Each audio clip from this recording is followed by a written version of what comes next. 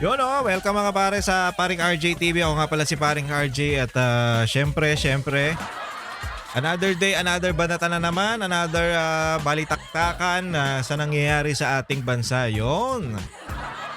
Alam nyo kasi mga pare, itong si Bongbong Marcos parang tumatakas na yata. Kasi alam niya nang, isipin nyo to mga pare. Bilang isang leader, bilang isang ama parang tumatayong ama ng isang bansa, alam mo nang napapahamak yung mga anak mo. Alam mo nang medyo alanganin yung mga anak mo o yung nasasakupan mo bilang isang leader. Ikaw, pumunta ka pa kung saan-saan. Ha? Saan ka nakakita ng isang tatay na alam mo na nag-alanganin yung anak niya, naggala pa. Hayop na yan. Yun nga ang nakikita ng mga nito, lalo na ito si Ma'am Malu. Yun nga ang nakikita niya na parang si Bongbong Marcos imbis na nandito sa Pilipinas at asikasuhin yung mga kababayan niya sa ibang bansa dahil nga nagkakagulo, umalis pa. Saan kayo nakakita niyan mga pare? At syempre, bago tayo mag-umpisa, please subscribe to my channel. Dun sa mga hindi pa nakasubscribe, ang daming hindi nakasubscribe. Bakit ganon? Ang daming nanonood. May mga nanonood, hindi naman ganun karami. Pero ang kukunti ang mga nakasubscribe. So, please subscribe to my channel at huwag kakalimutan mag-share at mag-likes ng ating mga videos. Paki-follow po ang Paring RJ TV. Paring RJ pala sa Facebook, Paring RJ TV dito sa YouTube. Paring RJ Banateros dyan sa aking TikTok. Palakpakan? Oy, sa mga hindi pa kung gusto nyo mga pare na mag-subscribe dito sa Facebook, meron kasi subscription dyan sa Facebook. So meron yung monthly, tapos dito naman sa YouTube, merong join. Sa TikTok hindi ko po alam pasensya na. So kung gusto nyo lang suportahan yung channel natin, malaya kayo na mag-join at mag-subscribe. Pero kung hindi naman, okay na po yung like at share. Mahalagang bagay na po yan. At mag-comment na rin kayo dun sa mga suggestion nyo o yung mga, alam mo yon, yung mga bagay na kinaiinisan nyo sa ating balita. Batiin ko lang yung ating mga tropa dyan hindi ko na kayo isa-isahin. Pero alam ko ang pinaka natin dyan, araw-araw nanonood sa atin yan, si Mama Levy. Kaya maraming salamat sa inyong mga suporta. Next time, ibabatiin ko kayo isa-isa. Ba't parang alam ko may pa ako may kanin ako dito hindi pa ako nakain Anyway mga pare, umpisahan na po natin ang ating banatan ngayong araw na ito. At unahin natin dito kay sa yung bagong episode o bagong masasabi natin na bagong programa, hindi pala episode, sorry. Bagong programa dito sa SMNI ang Sa Totoo Lang. 'Yun. Ang guest nila dito sa una nilang ere si Madam Prof. Malu Tikia. Tsaka ang host dyan ay syempre si Kati Binag at si Attorney Guanzon. Ang lulupit. Naku, baka matabunan na tayo. Yung Vox Populi natin, baka matabunan na. Anyway, supportahan nyo po yan, yung mga programa po ng SMN. At syempre, meron din yung ibalik ang tapang at malasakit dyan sa yung programa po ni BP Sara. Hindi yun sa SMNI programa po yun ni BP Sara ha. Kaya suportahan nyo rin yan at malalaman. Andun na lahat Yung mga tanong ng mga Pilipino, yung mga tanong ng mga tanga nandun na. Ewan ko kung bakit ayaw nilang i-absorb. Yun ang problema sa mga yan. Anyway, umpisahan na natin to mga pare. Pag mayroong krisis, ang leader kailangan nasa bahay. Uy. Kailangan inaasikaso ang mga problema dito. Sandali lang, meron tayong krisis, hindi mo nga nakukuha yung mga Pilipino. Samantala ang Singapore at Spain nakapagpadala na ng... Yan ang sinasabi ko mga pare. Di ba pinag-ano ni Claire tsaka yung mga tangang sila yung hindi nagsisipilyo, yung si Tartar. Tsaka yung mga loyalistang bobo, yung mga tanso vloggers, yung mga kakamping na mga wala namang utak. May cellphone lang pero walang utak, si bayad. Eh yung sinasabi nila na wala daw wala daw biyahe, wala daw sarado daw ang paglipad. Oo, sarado. Sabihin yung sarado. O sige, para lang sa discussion purposes, sarado. Pero bakit yung mga ibang bansa nakakapagpadala? Yung Singapore, yung Spain, bakit nakakapagpadala? Kasi magaling yung leader nila. Kasi yung leader nila, mahal yung mga kababayan nila. Sa atin, nasa na. Imbis na asikasuhin yung mga Pilipino na nandun, naiipit at natatakot, imbis na kunin sa kahit anong paraan, kung anong pwede na maligtas lang sila, anak ng putya pumunta pa sa New York, si Gago. Diba? Imbis na asikasuhin mo muna yung nandito, yung problema natin, pauwi mo muna yung mga Pilipino na nahihirapan, natatakot dun sa ibang bansa, putyang inuna mo pa yung paglipad-lipad mo, malipad. Tumulo lang naman yung uhog mo diyang hayop ka.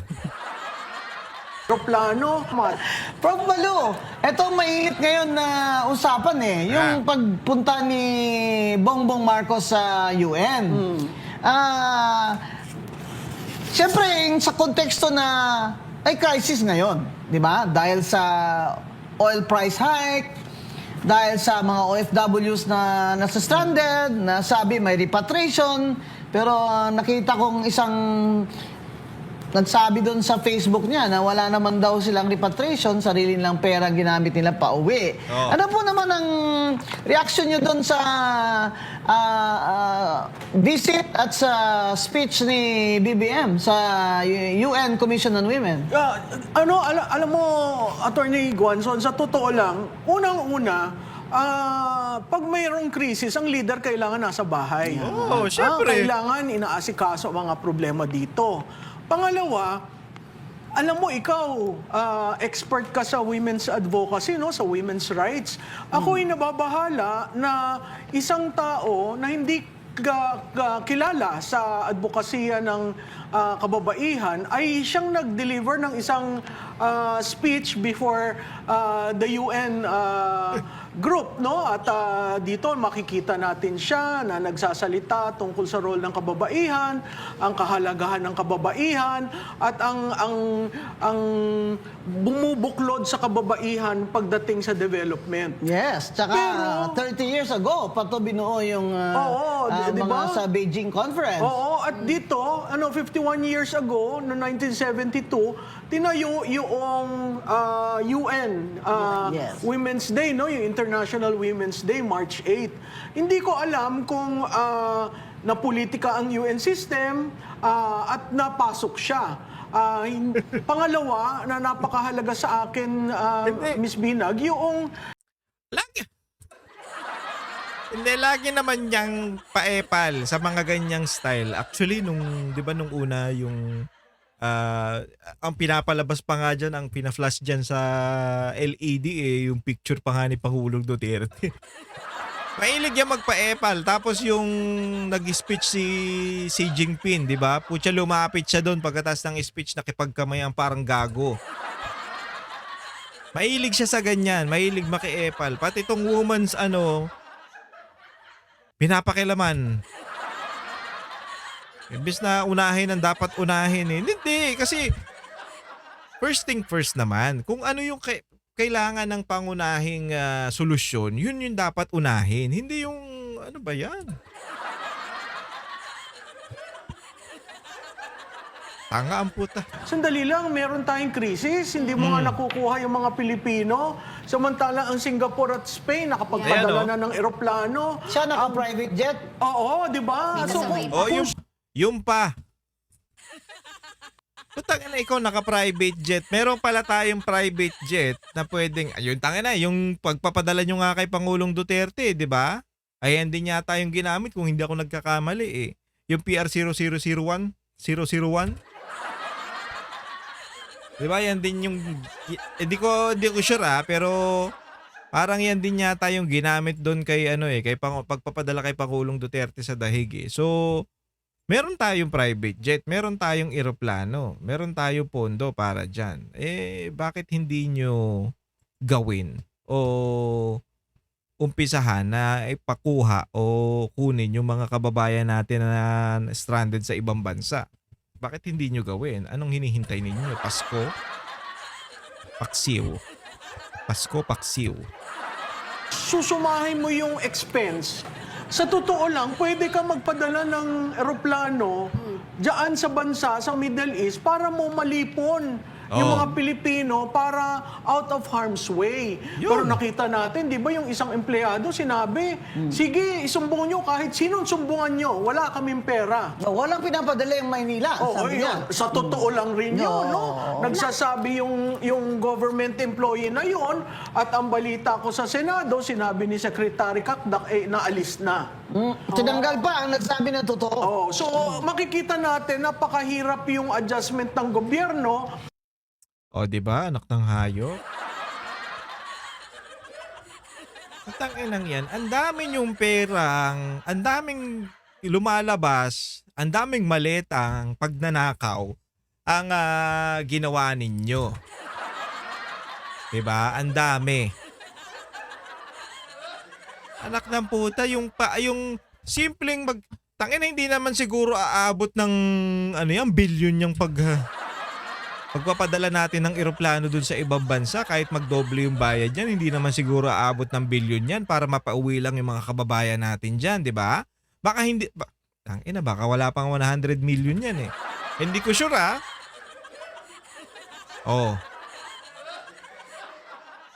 Sabihin natin kumontrata tayo ng eroplano, 20 million, papunta at pabalik. Ewan ko kung ganun yung presyo nun Pero hindi naman siguro aabot ng bilyon yan. Hindi naman masakit yan sa bulsa ng mga Hindi naman mababawasan ng ganong kalaki yung mga ninakaw ninyo, mga hayop kayo. Para naman sa mga kababae, kahit naman this time may magawa naman kayong matino, anak ng hayop kayo. Nakaw lang kayo ng nakaw, tatakaw ninyo. Ito pa, panoorin natin yung sinabi ni VP Sara. Vice, ang Senate ngayon is may hesitancy sa pag-investigate sa 18 Marines. Ayan. Ano reaction nyo dito, ma'am? Well, mag-iisang taon na rin yan, ma'am. Simula nung sinabi ng dati ni Pangulong Marcos na mahiyak naman kayo. Oh, No? Ba? Isang taon na yan. Yung na yan. Ngayon, wala pa rin nananakot. Yan ang problema sa'yo. Mahiya naman kayo. Ikaw mahiya hayop ka. Tapos may ICI pa na mabubuwag na. O ano na yung ICI? Display? Palamuti? Para kunyari may ginawa kayo. Ayun lang naman ang purpose niyan eh. Kunyari may ICI, nagawa siya ng ICI para mapalabas niya na hindi siya kasali sa korupsyon. Tapos mahiya naman kayo pag ganyan-ganyan, di ba? Para kunyari hindi siya kasama dun sa mga karumal-dumal na pagnanakaw. Simple, di ba? Tangina. Yung yung gawain mo, napaka-basic na malaman eh. I mean, napaka-basic na hulihin ba? Putang ina, gagawa ka lang ng kagaguhan. Basic pang sasabihin mo, mahiya naman kayo. Puta, huling-huli ka na, demonyo ka, hayop ka. Kasi madali namang imbestigahan yung mga yan, mga pare. Madali yung imbestigahan, madaling i-push yan ng presidente kung talagang, alam mo na, kung talagang, alam mo yun, yung wala siyang tinatago. Madali yan, simple yan. Kung wala ka talagang tinatago, putang ina, ang bilis niyang paimbestigahan. O imbestigahan niyo yung lahat na yan. Kasi hindi naman ako kaya hindi niya matuloy, kaya hindi matuloy yung investigasyon ng mga yan. Kasi sa kanya papunta yung turo ng mga ebidensya. Kaya ayaw niyang ituloy yung 18 Marines. Putang ina, sapul na sapul sila doon. Si Romualdez, tsaka yan si Bongbong Marcos. Pati ang mga senador na ayaw magtuloy niya. Si Lacson. Baka pagalitan. Hindi, kasi baka pagalitan ni Romualdez eh. Putang ina, nilagay nga kayo dyan para, para i-save kami. Tapos, wala pala kayong kwenta. Sayang yung envelope. Sayang, envelope.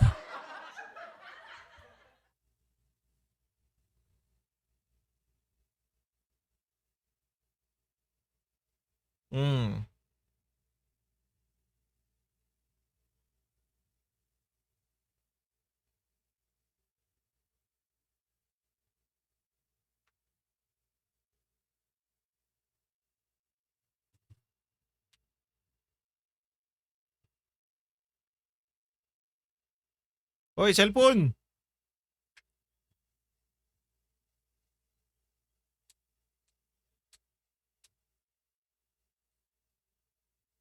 O tapos, tangina may pinapakita pa si ano na i-cancel daw muna yung tax sa gasolina itong si yung mukhang kamukha ni Charis. Tangina mo, papansin ka masyado, ugok.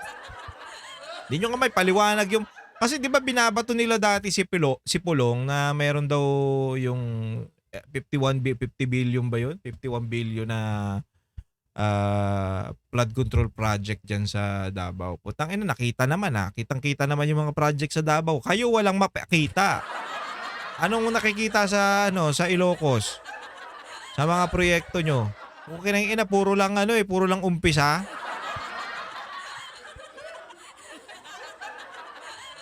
Ano yan?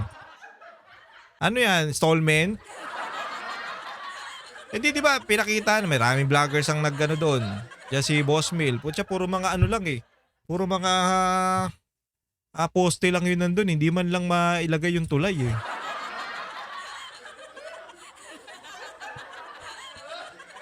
Ang ina mga demonyo, lalabas talaga ang katotohanan kasi mga kupal kayo. Oh, ngayon, 'di ba? Oh. Tapos ang gusto nilang imbestigahan, 'di ba? Magkano yung flood control yung intelligence fund ni Bongbong Marcos umaabot ng 4.5 billion. Basta umaabot ng ganun, 12 billion. 11 yata, hindi ako nagkakamali. Eto mga pare puta, ang daming ahensya ng gobyerno na hindi nakaliquidate yung mga pondo nila. Ang daming ahensya sa gobyerno na putang ina, yan lang sing ahensya yung kay Bongbong Marcos hindi nakaliquidate yung confidential funds. Pero yung confidential funds ng OBP nakaliquidate. Tingnan nyo yung COA. Ha? Puta kasi pinapalabas nila COA naman ano naman ng mga Duterte. Hindi naman nakaupo ang tangina sino bang presidente ngayon? 'Di ba si Bongbong Marcos? Paano may impluwensyahan ng Duterte yung COA? Mga bobo pala kayo eh. O sige, tignan nyo yung mga ahensya ng gobyerno hindi yan nakaliquidate. Yung mga confidential fund niyan. Pero yung sa OBP, tignan nyo na lang. Hindi na ako mag-aano. Bahala na kayo. Panoorin natin to isa. Ito si Bading. Si Pinky Lacson. Okay na ina. Parang, hindi ko na siya inano eh. Enough is enough. Wala naman hindi ko na yan papalagan. Nangumugunom pa eh. Parang ayaw niya daw patulan si Marcoleta. Kasi lagi daw siyang tinitira. Bakit ka laging tinitira? Ha? Ayaw mo nun? Tinitira ka? Hindi, bakit daw siya laging tinitira? Una pa lang daw kasi nakanti niya, gumaganon ang angas mo Takina mo, 3 buwan kitang pag-iinsayuan. Kayang-kaya kita sa boxing siguro. Ewan ko sa'yo, Lacson. Ganon, 'di ba? Sige, panoorin natin 'to si Pinky Lacson. Sir, so after ng exchange po ninyo ni Senator Marcoleta kahapon, how are things? Well, I feel good. Kasi it's Feel been good, quite a kupal. while and numerous times, wala naman talaga siyang ginawa kundi target ako, atakihin ako, badmouth ako. Matagal na ako nagtitimpi. Oy, talaga? Yung last week privilege. Kami rin hindi na makapagtimpi sa'yo eh. Gigil na gigil kami sa'yo eh. Kaya nga yung page mo puro tawa yung Tangina, matagal ka na nagtitimpi. Mga Pilipino matagal na nagtitimpi sa'yo, yung hudas ka. Kasi yung pinaimbestigahan mo lang yung gusto mo. Okay nang ina yung pa lang, halatang halata ka na yung 2 witness na dinala mo dyan. Di ba? Yung mga matataba. Dinala mo dyan, nakamaskara, nakasombrelo. Okay nang ina, tinatanong ni Marcoleta, ikaw sumasagot? Gago ka ba? Kahit ako, mababad trip ako eh. Ikaw ba tinatanong ko? Ba't di kinano ni ni Senator Marcoleta? Ba't kinano niya eh? Teka lang, bakit? Ikaw yung sumasagot, tarantado ka. Eh, tinatanong ko yung dalawa, oh. Witness yarn? Kung kanina kung ako nandyan, ganunin ko yan eh. Witness yarn? Ba't ikaw sumasagot? Hindi ka naman tinatanong ah. at the lounge. Yung kinahalatang halata itong bading na to eh. I was listening and talagang pinigil ko yung sarili ko. And I Oh, asked talaga? my leader kasi magkasama kami. Wala ka, nakakatakot ah. So, also upon his advice, and yun na rin ang feeling ko, wag na lang patulan. Ah, talaga? Pero, Pinang ina mo. meron pa rin siya ng Lunes. I was in my office monitoring. Hindi, So, dapat. right there and then, nag-decide ako. Sabi ko, enough is enough. Uy, I have to respond. So, yun. Kaya pinuyat Enough is na ako nung enough, gabi ah. kasi nag-drop ako ng speech eh. Kasama yung staff ko. Oh. Umuwi nga kami alas 12 eh. Kaya O, anong hindi ako pakialam ulog. namin? After po ng kahapon, Anong pakialam namin kung umuwi ka alas 12? Putangin na kami nga umuwi alas 4 eh. Nagreklamo ba kami? Hindi, di ba? Kasi nasabi niya, binabanatan daw siya lagi. Eh, paano hindi ka babanatan? Eh, putang nakupal ka. Ito pa kasi, may conclusion ka na kagad dun sa 18 soldiers. Di ba? Yung mga, ni Zaldico. Eh, puta, ano yun, first hand yun na nakakita. Sila mismo na naka-experience na naghahatid sila ng maleta. Bakit may conclusion ka na kagad? Ibig sabihin kasi may conclusion ka, may nililigtas ka. Dinidiscredit mo yung 18 o yung mga titestigo laban sa presidente tsaka nandiyan kay Romualdez. Dinidiscredit nyo para hindi na magtuloy. Pinapalabas nyong sinungaling. Hindi mo pa nga naiimbestigahan, sinungaling na kagad. Baka ikaw ang sinungaling. Bakla ka. Witness yarn? Kinang-inan to? Buwisit. I don't know.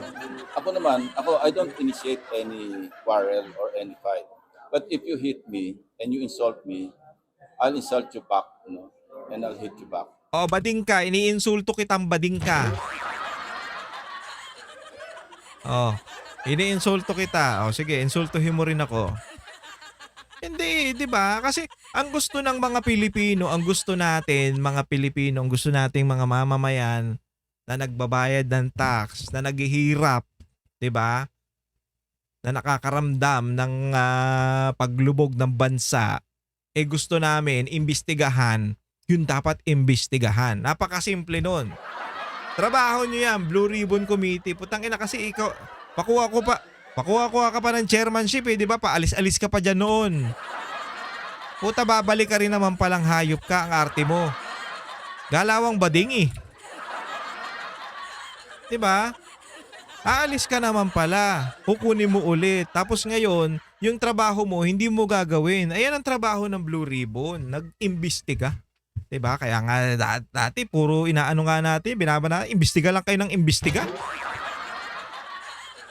O ngayon, sinong inano nila? Putang ina, puro lang kayo imbestiga. O ano nangyari doon kay Bernardo, kay Alcantara, naging state witness, ang hayop. Nagbalik lang ng pera, okay na kagad. Tang-inan to mga to, nakakabuisit.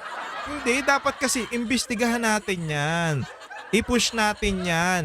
Na malaman kung ano talaga yung totoo. Hindi yung siya sabihin nyo na, wala yung mga yan, mga sinungaling nyo. Hindi mo pa nga natatanong eh. Paano kasi si Soto nakatanggap din daw ng maleta yan eh. Ganun naman attitude ko I never initiated any quarrel, especially with my colleagues. Ayoko Problema, kung sumusobra na, lahat naman tayo may elastic limit di ba? Kami rin, sumusobra ka na sa amin. Na talagang kung gigil ka, kasi may speech pa to, yung speech nito meron daw siyang, hindi niya daw nililihis yung mga usapin patungkol sa flood control. Pero anong ginagawa niya, di ba? Halatang halata eh. Kung ayaw mong ilihis yung usapin sa flood control at sa anumang anomalya o anumang pangurakot o pangdanakaw na dito sa kaban ng bayan, ba't hindi mo imbestigahan yung mga dapat imbestigahan nga? 18 soldiers nagsasalita Nagsasalita na kami, nakakita kami, alam namin kung saan hinahatid dyan sa bahay ni Bongbong Marcos dyan sa ano, sa Malacanang, di ba? Naghahatid sila. Alam nila. O kung talagang totoo ka sa bayan o kung talagang mahal mo ang mga Pilipino, ang bayang Pilipinas, dapat pakinggan mo yung mga yun. Tangina ninyo. Para tayo rubber country. Pag dumating na sa malapit sa breaking point, ay preserve ko na yung breaking Ina point. mo, wala ka namang I nasabi. will have to respond. Yun. Tapos ang inaano nila, pinagtatanggol daw ni Marcoleta yung China. Paano pagtatanggol? Mga gago ba kayo? Hindi ilang beses na natin sinabi, ang point ni Marcoleta, dapat meron din tayong maipakita ng kagaya sa China kasi sila meron pinapakita Tapos, yung pinakita ng China na mapa, parehas din dun sa mga mapa ng ibang bansa. So, parehas sila ng mapa. Tayo, wala tayong mapakita. Yun yung sinasabi ni Marcoleta. Hindi pinagtatanggol ang China. Hayop kayo. Puro kayo, ano? So, marami tuloy na i-reveal tungkol sa mga shortcomings niya. Sabihin na lang natin. Ayoko sabihin kagaguhan. Pero shortcomings. Sinabi mo na, gago. So, ang isang na-notice ko when we were researching, we tried to compare, no? Sabi ko sa mga staff, establish a pattern. Yung kanyang pronouncements about China, about the West Philippine Sea, talagang swak na swak do sa website, official website ng Ministry of Foreign Affairs of the People's Republic of China. So what does that indicate or tell you? Hindi nga. Kahit ang kulit naman ito, may pinakita pa nga siya dyan. Ay nako, ewan ko sa'yo. Patanginan to.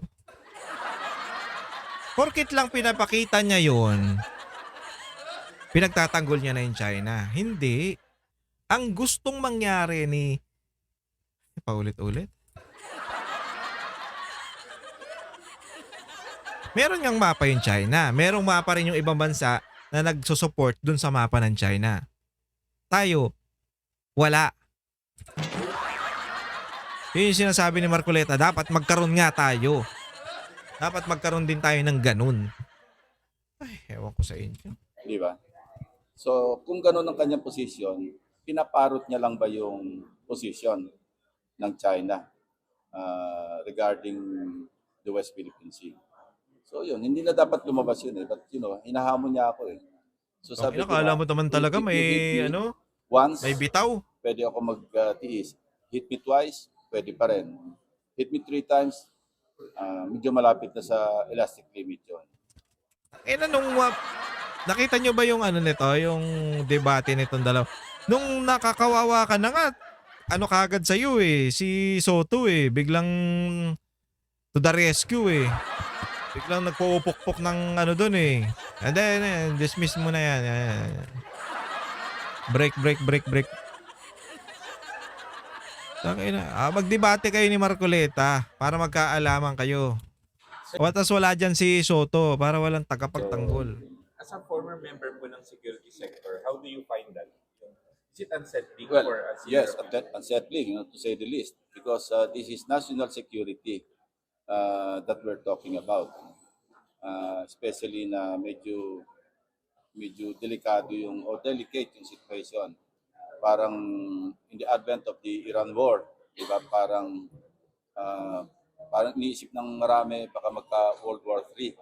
Diba? Delikado yan. Pag nag-escalate yan at kumalat yan pa sa Pacific region, medyo kawawa naman tayo. And tayo as a very weak country militarily, huwag na nating gatungan pa o huwag nating dagdagan. Yung ba gumagatong dyan? Si Tariela, di ba? Tariela yung umaano dyan nag-iingay dyan sa China Tangina, hindi ko kayo maintindihan. Ewan ko sa inyo. Ang gusto lang natin mangyari, ang gusto lang mangyari ng Pilipino, at gusto rin mangyari ni Senator Marcoleta, imbestigahan yung dapat imbestigahan. Huwag ka magpaligoy-ligoy, Lacson. Huwag ka magpabugoy-bugoy. Yun ang sinasabi. Hindi yung, tangina, hindi naman target sa'yo Hindi, tangina, sa'yo ba ang target? Kaya lagi kang binabanatan kasi sablay yung mga style mo. 'Di ba? Sablay yung mga desisyon mo, sablay yung mga galaw mo, kaya ka binabanatan ni Marcoleta. Eh, sino babanatan niya? Si Hontiveros. Hindi naman yan ang chairman dyan. Bilang isang chairman, dapat ayusin mo yung trabaho mo, bukin ng ina ka. Para ka lang pamparami dyan. Hindi ko maintindihan yung bakit nandiyan ka kasing hayop ka. O, diba? Eh, kayo ba, naniniwala kayo sa mga sinasabi nito ni Lacson? Eh, putang ina, kitang-kita nga natin na inaabogado niya yung mga ni si Romualdez tsaka tong si Bongbong Marcos. Puta, pag doon napapunta yung ebidensya, bigla niyang binabali eh. Baka hindi kasi niya mabali yung 18 kasi mahirap baliin eh. 18 to eh. So, mahirapan silang paikot-ikutin, kumbaga ilihis. Kaya, putyang ina, ayaw nilang papuntahin dyan, ayaw nilang imbitahan. Tapos, inaano nila, di ba? Sinisiraan na nila kung ano-ano na pinagsasabi nila para nga naman pag nagsalita, eh hindi naman totoo yan. Ano lang yung mga yan. Wala naman makukuha yung mga marino na yun. Wala naman silang benefits na makukuha sa pagsasabi nila ng katotohanan o pagbibigay nila ng statement laban sa mga ano nila, sa trabaho nila. 'Di ba? Kaya dinidikdik natin yan eh si ano eh. Bakit sila, paano nilang ginagawa yung pera na yun? O paano, hindi ba sila nagtaka? Kaya tinatanong natin si ano, di ba? Hindi ba sila nagtaka kung bakit sila naghahatid ng ganong pera? Eh sabi naman kasi nila, sabi ni Congressman Mike Defensor, sabi nila noon, paisa-isa lang yung hatid nila ng pera. Nitong 24, 25, bulto-bulto na. Ang ina, napakagago, ano? Paldo-paldo ang mga tropa nating congressman. Sana all. Kaya talaga namang gagawin ng lahat para maging congressman eh, di ba? Ganyan ang kitaan, malaki. Kaya palag lang ng palag.